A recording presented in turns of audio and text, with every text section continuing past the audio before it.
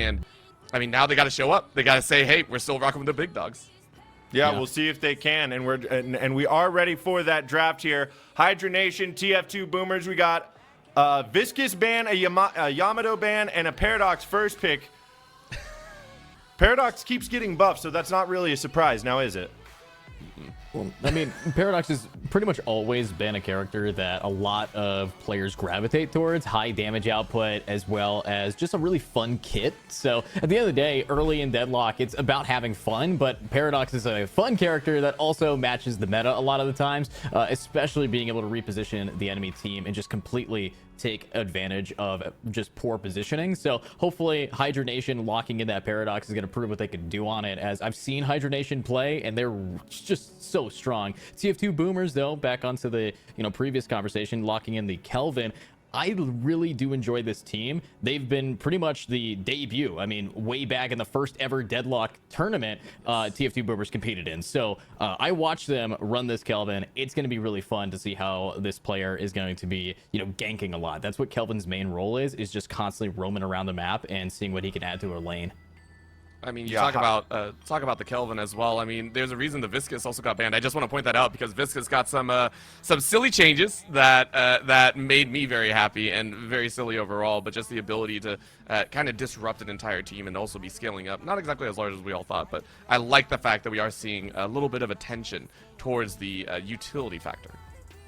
Yeah, and I haven't gotten to see how big that Viscous ball can get quite yet, but yeah, I'm not surprised to see it banned out instantly with how weird of a buff he got. But there you have another big, powerful regenerative character for the TF2 Boomers, another big rotator, Abrams. Do we know who's are these signature characters for some of these players yet on this team?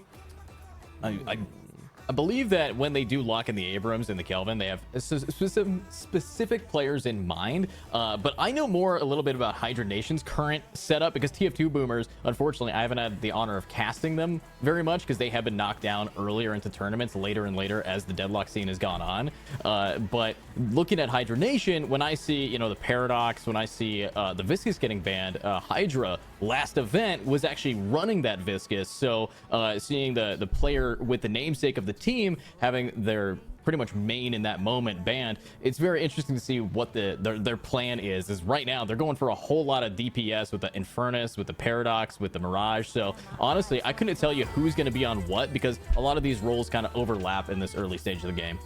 And it also flexes a lot. If we're talking about a lot of these heroes, I mean, you see, the Spirit build come out of some of the Kelvins out there. You go ahead, bring that beam to the damage source, and all of a sudden, you're not just a CC monster. You are the DPS output when you get into the mix. So I like the fact that you pointed it out. This can be mixed up. Hydra Nation, though, I do like what they're doing. They're throwing down the gauntlet. I've seen this before.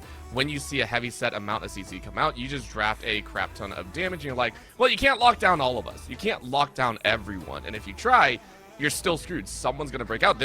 Again, we're just going for that DPS output. TF2 Boomers, though, again, the Warden to me is a great strong arm into if you get taken low, if anyone does get drawn into that CC, you are in trouble. And there's a Lash that we have actually seen somewhat appropriately. We've seen it come right back up. I'm surprised it actually dropped down to pick 4 for TF2 Boomers. It's still a very powerful pick. Yeah, I mean, when I'm looking at this right now, I'm thinking David versus Goliath. You have a lot of squishy, high damage characters with a whole lot of tanks. I mean, you got Warden, Abrams, Kelvin, and then a Lash on top of it. TF2 Boomers are going to be a pain in the butt to kill, but Hydra Nation kind of locking in a team composition that is all about doing damage. And now here comes the survivability, bringing out that Ivy to keep their team topped off with HP. This is actually a decent counterplay by Hydra Nation, and TF2 Boomers, I need to see where their damage is going to come from, because Lash does a lot, Abrams can do a lot, but it takes a while for them to really get to that point. So the early game, Hydra Nation might be taking it. Yeah, also, I'd like to point out, Hydra Nation has an awfully slippery team here, save for Paradox. All four of those other picks just zip right out of any catch as soon as they're caught off. Like, they are very difficult players to catch, but here we go, more catch. It looks like TF2 Boomers might have enough. This is shaping up to be interesting game 1 here. I will say shout out out there to some of our favorite coverage from before. I believe it was Keg that really always said, in quotes, "I love Ivy," and that was, you know, the favorite part there. So gotta love the ability to be able to rotate out, and just as you said, slippery not only in the horizontal but now in the vertical, having that aerial drop. I mean, I've cast a lot of moments which are just hilarious with Ivy, but I mean, now you got the singularity behind it, so Hydra Nation are able to round out with a little bit of CC for their own, and this is what I was surprised about. TF2 Boomer is actually drafting the McGinnis. So McGinnis, to me, actually, if you read the patch notes, you know McGinnis got touched on a little bit with the damage output of the turrets plus the HP. Still very strong, and such, instead of that first pick ability, we're now seeing it drop down to kind of that buffer zone to round out a composition, so still very powerful. Yeah, I'm also looking at the Dynamo getting locked in. I actually have not seen a lot of Dynamo being picked in this, but when you don't have Kelvin, when you don't have Warden, when you don't have a lot of the CC, Dynamo is the last guy you're going to be locking in because he's the last one available. TF2 Boomers did a great job sniping them all, like grabbing the McGinnis as well. I love the Dynamo pick because it's just enough of the CC. At this game, Orbital, I am going to be looking at that early harassment. Also, just who is more proficient in getting that CS, getting those last hits, and as we do see right now, looks like Hydra Nation already winning out every single wave near flawlessly on the money department. And I like this early state. Again, try and get your lane assignments tagged out, the early kind of adjustments, pushing up with those supports and saying we are good. Right now, though, we're watching this this center stage right now, middle or near left, trying to set themselves up in hydration. I want to see how well you can play this out. Right now, though, just eyeballing the damage DPS going out. So far, it is mostly the Kelvin eating a lot there on the Sapphire side. Yeah, taking a little bit of damage, but the thing is, they do have the opportunity to just, you know, take their time, get some passive healing going on. But look at this Ivy, just so much harassment, landing both in the CC and actually taking out, what, 20% of the Abrams there. So overall, when I'm looking at this round, looking at the early game, you can see one team is already showing a lot more confidence. And you have to. Again, with this DPS output, with the draft that you've had, you need to push. You need to be able to get this early game under control. And, I mean, the nice part is for TF2 Boomers, they haven't really lost anyone just yet. So they are able to kind of maintain their setup. They're able to kind of keep themselves in a relatively good pace. And we're still trying to wait and see. Right now, the camps are also most likely going to start getting farmed up. We're going to see that increase in econ inside of those soul counts. We're looking at the McGinnis, though. Go ahead, throw down a little bit of the medicals and get that emergency camp set up. Yeah, now looking at this so far, you're looking at some players getting real low. I think that Warden might be the first blood. Oh, wow. To the Mirage. So pretty solid first blood. Again, Hydra Nation, they are just the finders of the first. And that is one moment where you give it to the Mirage. That's somebody who can start snowballing pretty early here, especially when they're taking out a Warden who does take a lot longer to actually build up. But it looks like more skirmish is going to happen. And I think the Pocket is in a real bad position here. You hear a little bit of a jump out, teammate trying to help, but of course that's going to be just a run about, and that's one of the dangers. You can't push too far, so I appreciate the back away. Lash saying not gonna deal with that, gonna play safe. Another kill goes out though as Flick able to flick on River's head. So we're seeing these losses start to build up here. So far, Sapphire eating a lot of damage in that soul department. Yeah, lots of damage so far, and you know, right now I'm not seeing much of a difference here, you know, but again, it's the Mirage farming off to this Warden. I see not much of a difference, and boom, there's another kill. So we talk about, you know, feed versus famine right now, and so far TF2 Boomers is looking starved with another kill. Oh, Get the Ivy in there, the Poison Ivy coming out here, Hydration throwing down, and all of a sudden we got a 3k soul lead. That looks a lot more solidified. I was about to say, some of these early kills, I know they adjusted the gold, but adjusted the souls, but still, one kill doesn't always fluctuate. Once you start getting 2, once you start getting 3, once you start getting 4, it's going to get out of control. We're going to keep eyes on that outer ring, and you can already see a little bit of help. The Dynamo flexing over there for the 1v2. Make sure the Mirage gets all the help that they can. With 3.3 in bucket, you want even more. A little bit of tornado goes up, though, as the Warden getting caught out low. 54, trying to get away, and you're running. And right now, hiding behind that Guardian, uses the jump up, but sniped out of the air. Very nicely done. Quig sets themselves up for success. Flick happens to follow up with the kill of their own, and all of a sudden, these DPS are charging forward at you. Yeah, they're doing so well right now. And, you know, we talk about the value of these kills soul-wise. Yeah, we are seeing, you know, if you get a kill, it's not worth as many souls. But what is worth is the fact that that's a player now back in spawn who isn't farming. That's where the real gap comes in, is the time it takes to go from spawn back to the lane. And that's why you're seeing already a, what is this, a 6K lead over to Hydra Nation? It's a wild one, and there's a reason Hydra Nation are seeded first here. We talked about the up-and-comers. We talked about these players now stepping up, and there's a reason why the Deadlock scene is becoming more vibrant, in my opinion. You get teams like this showing up here, showing their skill, and it's only going to continue. There goes the Singularity. Might as well draw him in. Salty, a little bit salty, but able to bump out, but the rest of the team is here. This Dynamo is trying to play a little bit behind, but there it is. The kill goes out. Hydration's like, yo, give me some more. Another kill goes down here in the inner left, and it looks like they're going to get a little bit more quick for their own, going, please, let's get a little bit of healing, but Hydration's like, no worries. Let's go ahead and keep farming.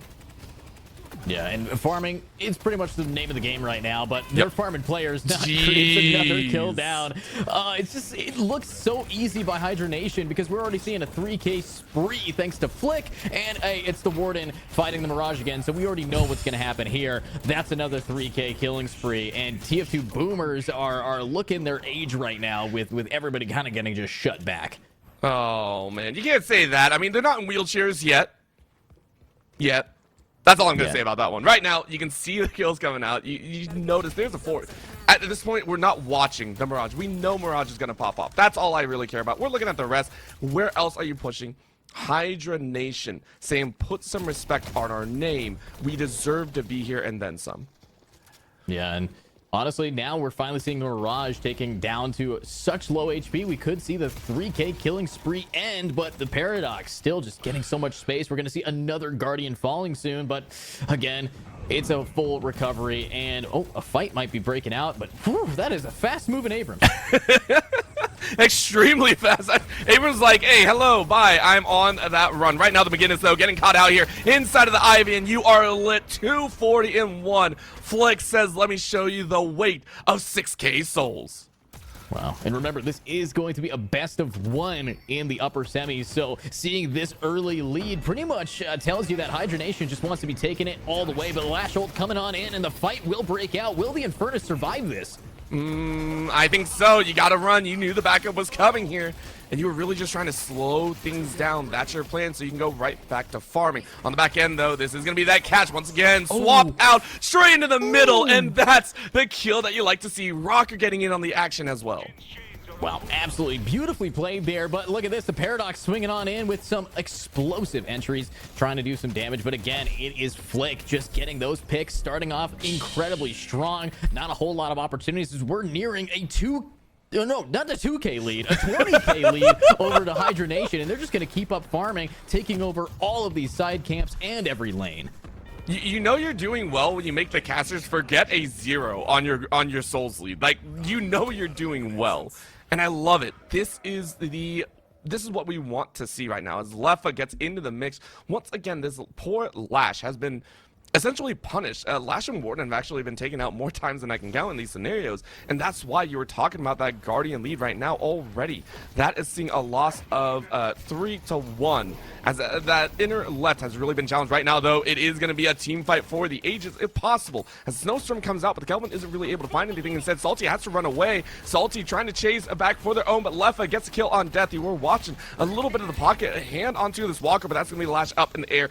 You have to run away. You cannot get caught here because you want to work with the rest of the team. Save your KDA. Honestly, though, that was a pretty solid fake out from the Lash, jumping up like that, trying to bait, saying, hey, I got my ult. He doesn't have it. he just completely just foed them there. But looking at this, it is the Mirage in a 1v2, just doing more damage than he's taking, so not too shabby. His team is going to be coming in, and oh my god, this Warden can't possibly be dying again, can he? No, this is pain. Right now, the Ivy, though, coming in from the side. Hydration wants a piece. DMV takes out Tankman. It's a nice one to have. The chase forward, though. How far are you going to chase? The wall goes up, and Boink lives with a freaking sliver. There is no HP in that HP bar. In goes a little bit of fight, though. Chase now on the right side of your screen, as that's just a hard rush down. Flick sends Deathy straight to that throw, and Leffa finds Salty as well. This Walker sees their team die as it's a 4-man push on the Sapphire Walker. Wow. And the positioning from them, obviously they're not going to be taking any damage from this. It's a free lane. And now we're seeing also a new flex slot unlocked, and another character might be dying here. Oh, wait. Jeez. The gank. They're jumping on Mirage. This could be the shutdown that they need. And No, he actually still managed to get a kill. And wait, are you out? Ain't no way. Nah, you're good. You gotta love it. Oh my god. The TP to get out of town. You save that 6-kill streak as well. Wow. I mean, historically speaking, these two teams have been in a lot of these tournaments, so they've played against each other, and it seems like Hydra Nation's the one learning the lesson of just how to beat this team down. And now, oh my god, are we approaching 30,000 soul deficit here with a urn picked up and another walker? But this time, it's a walker being fought for the Amber side. This could be a opening to really just set themselves up for more space on the map. But again, you fight those walkers, you are going to get ganked by the entirety of Hydra Nation. And you can see here, go ahead, walk forward. That's going to be a little bit of a tether, though. Hook to the Guardian, but Lefa's like, I don't need to worry. Underneath the bridge, though, fight breaking out here, and you get a little bit of TP up. Now you chase even further, as 3 are dead in the blink of an eye. Looking for one more as Abrams trying to float away, but the stone tower, the statue, brings about death. Bring on the pain. Even the supports get into the mix. Wow, just so beautiful. And it's time to bank that urn. In that entire fight, we just saw this Paradox just taking a little stroll, and there's going to be the lead. That is an insane number. Actually, it might be 40,000 souls now. Yeah, it's about to be. Holy, 39,000 soul deficit, and they are just continuing on the move. They're working as a full-blown squad, taking walker after walker, team fight after team fight. And yeah, this is probably going to be one of them quick games. I'm assuming that we could be done here in the next like 4 minutes. Definitely wasn't 10, but might be under 15. This is a squad saying we deserve to be here. Look at the ice. Sometimes fire cannot be put out, though, as you are just hard firing. There's going to be a kill back, though. Salty, a little bit salty about the early 10 minutes, trying to throw some pain back. Let's see it. With the pain back now, that's one very valuable player who's been farming a lot. 15,000 souls will be taken out. And oh, the missed shot from the Paradox is why that player gets to leave. If only they hit that slow. But at the end of the day, they're still doing a great job in the just space that they have made. I mean, you look over at the center of your screen, there is nothing left for the Sapphire team to really defend anymore outside of their main base. This is almost like a blitzkrieg of action as a wall goes up once again, now capturing a little bit of that Ivy. Ivy, though, flying their way up, drops the statue, trying to draw them all in, keeps up with the kills. Boink is bonked. Down goes Tankman. You're at this point just paper, and it's death ballooning around this fight. Kelvin trying to get in, but you're losing HP way too fast for their liking. Out goes the punches. Lash tries to get in the mix, but you're up on high. Easy pickings. This is going to be a fight back. No one on the side of Hydra Nation has gone down. It's 4 gone, almost 5. But Hydra Nation say we don't even need to worry about that. We're just looking on the high ground. This is the Paradox saying, how far are you going to run to? Lash has to hook their way, trying to run underneath, but you are gunned down. And it's just in time for the rest to revive, but oh my god, already cresting just 1k off as they run for the mid-boss. Hydra Nation taking everything. Wow. Mid-boss now getting absolutely shredded here, and there's no chance at recovery to steal it. They don't have an Ivy to just slam down on it. So, yeah, it's gonna be a near 50,000 soul lead. Nearly every single utility point, every objective has been taken. And there's nowhere for this team, TF2 Boomers, to even farm. They are the farm. They are been absolutely planted 6 feet down. And unfortunately, with the Rejuvenator, if they can get 1 kill, which is, you know, once in a blue moon, they're just going to come back immediately.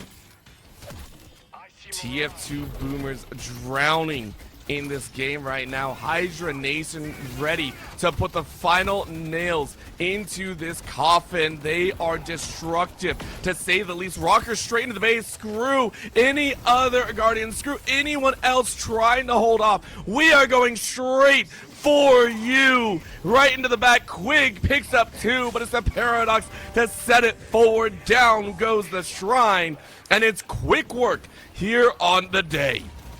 Wow, oof. And now we have high ground Paradox just keeping them in spawn. I mean, this is definitely a GG go next moment, but it's the best of ones. There is no next. You go down to the lowers and try to figure out how to get back up and face Hydra Nation, as they are absolutely blitzing through this Patron, absolutely blitzing through most of these players. And of course, now as the Patron is transforming, will we see any answer to them? Look at the HP. No one's taking damage except for Sapphire. There's not a single tick of damage for these attackers.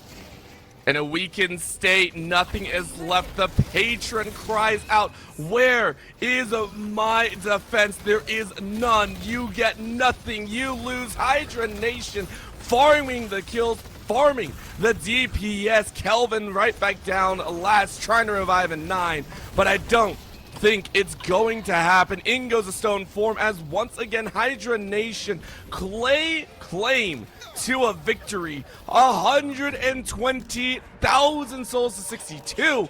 This is maybe their main